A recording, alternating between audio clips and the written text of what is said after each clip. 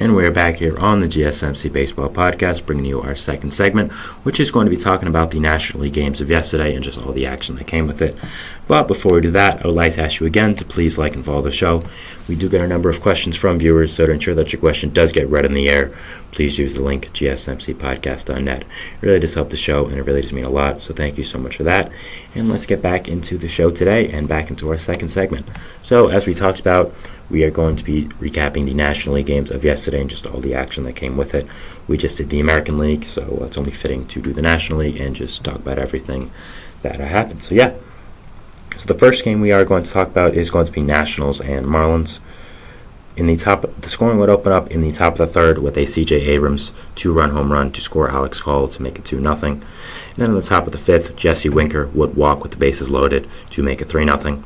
Bottom of the sixth, Jazz Chisholm would get some runs back for Miami, hitting a 2-run home run, scoring Vidal Brujan to make it 3-2. Top of the seventh, Jesse Winker would ground into a force out to make it 4-2, and a wild pitch by Andrew Nardi would make it 5-2 Washington. A Joey Meneses ground rule double would make it 6-2, and an Ildemaro Vargas RBI single would make it 7-2 Washington, and they would end up winning this game. Now, on the surface, this doesn't look like anything too spectacular. I mean, it's one bad team beating another bad team, but there's a lot going right for the Nationals right now. I mean, we talked about the game that happened on Sunday where the Nationals came back from that 6-0 lead the Marlins had in the first inning and they end up winning that game. I think when you look at the Nationals right now, they've been bad for a number of years. I'd say it started in 2020. They won the World Series in 2019. They were bad in 2020. They underperformed in 2021, and they blew it all up. They blew everything up, including trading their franchise superstar, one of the best players in baseball, who happened to be really young, Juan Soto. Then in 2022 they were bad. 2023 they were bad. But 2024, you're kind of seeing the fruits of your labor now come up. You're seeing the young players you acquired in trades, that you drafted, that you signed out of international pools, finally come up. You're seeing C.J. Abrams become a great player. Josiah Gray, Mackenzie Gore. You have some other great prospects like Robert Hassel, James Wood, Dylan Cruz. So there's a lot going right for the Nationals right now. I'm a big fan of what they're building there. I think their young core is pretty extraordinary, and I think there's a lot of great pieces to be happy about. So if I'm a Nationals fan for the first time in a little while, I feel confident in my organization and the direction they're going, and I'm excited to see what happens. The Nationals had on the mound Jake Irvin. He went 6 innings pitched, giving up 4 hits, 2 runs, no walks, 3 strikeouts. Really solid start there. Can't ask for much else. Marlins had on the mound Trevor Rogers, who went 5 innings pitched, 4 hits, 3 runs, 3 walks, 3 strikeouts, and a homer. Just okay. Nothing too crazy to say. I mean, it's just okay, especially against the Nationals. You kind of want more out of that, I'm thinking. Next game we have is going to be Dodgers and Diamondbacks, an NL West matchup. Bottom of the first, Christian Walker would hit a sacrifice fly to score Blaze Alexander to make it 1-0 Arizona. Top of the second, Enrique Hernandez would hit an RBI double to make it 1-1, and an Andy Pages sacrifice fly would make it 2-1. A Teoscar Hernandez ground rule double would score Shohei Ohtani to make it 4-1 Los Angeles, and a Pages double, his 5th of the year already, has been great since coming up. I mean, an 846 OPS and 47 at-bats in your first career MLB season. I think the Dodgers looking at a future cornerstone in the outfield there. He would make it 6-1. Bottom of the fifth, the Diamondbacks would come back a little bit with a Eugenio Suarez RBI single, a wild pitch by James Paxton, and a Randall Grichuk sacrifice fly to make it 6-4. So the Diamondbacks would get on the board a little more there. But unfortunately, in the top of the sixth, Will Smith would hit a solo home run, his third of the year, to make it 7-4 LA, and then a Shohei Ohtani RBI single would make it 8-4 LA in the top of the eighth. They would end up winning this game 8-4. Diamondbacks have been very disappointing this year, 13-7, not what anyone expected.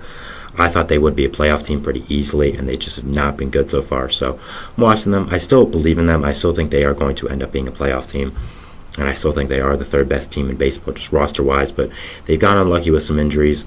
Some of their players have just not been performing that well, including Corbin Carroll. So I'm interested to see how they do combat that going into the rest of the season and what does happen. The Dodgers had on the mound James Paxton, of course. 5 innings pitched, 6 hits, 4 runs, 5 walks, 4 strikeouts.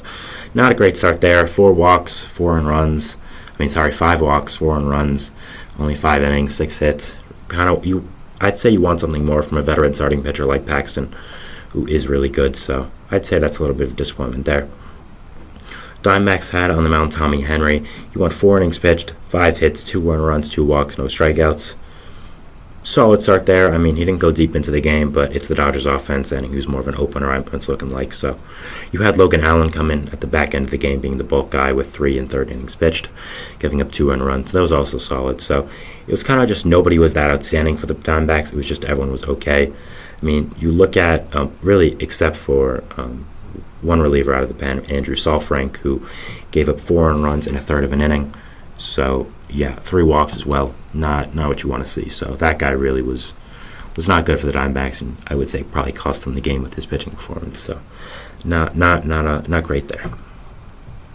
Next game we have is going to be Reds and Padres.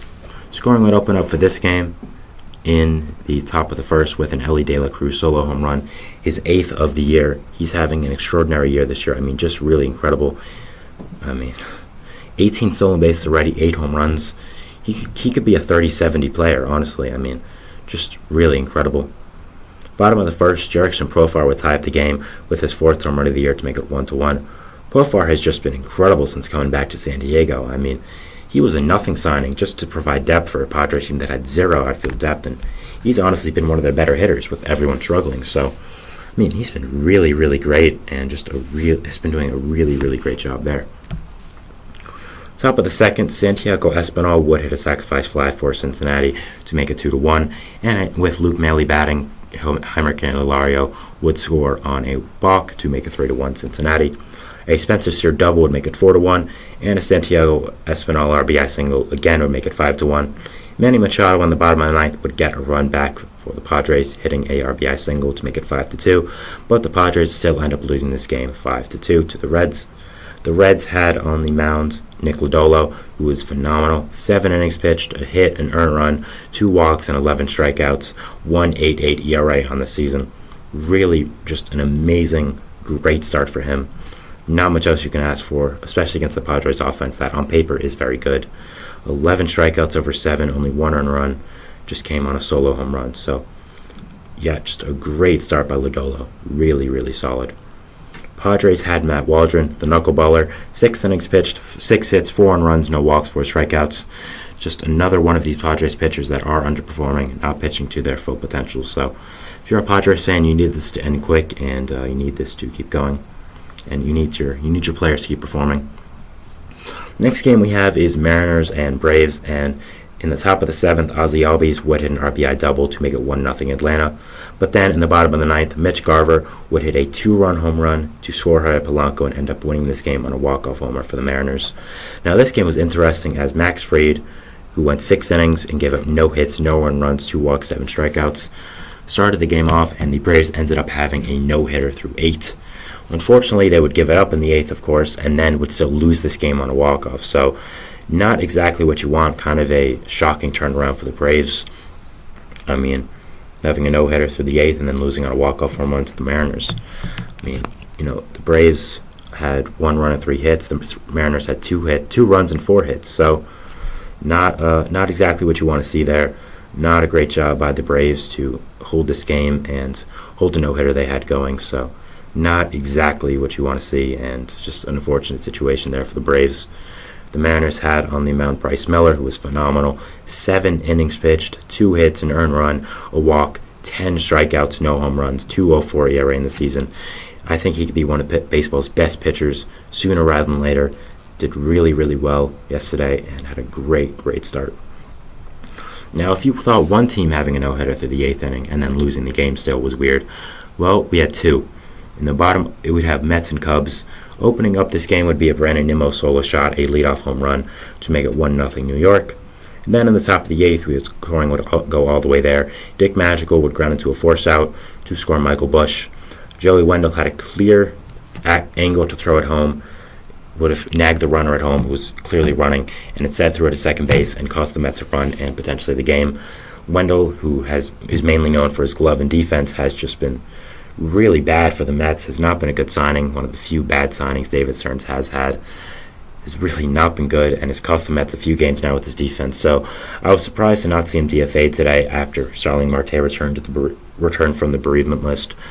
But yeah, he's not been good, and did that make me mad yesterday as a Mets fan.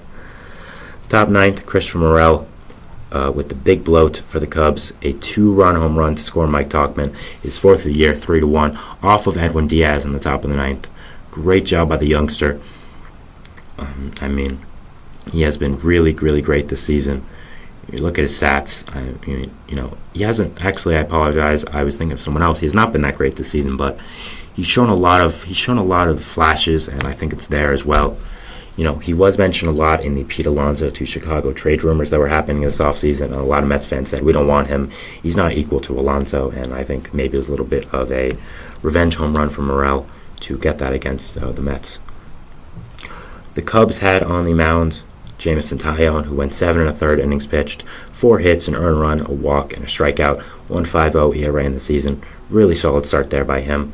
For the Mets, they had on the mound Luis Severino, who went 8 innings, gave up 1 hit, an earned run, 2 walks, and 5 strikeouts.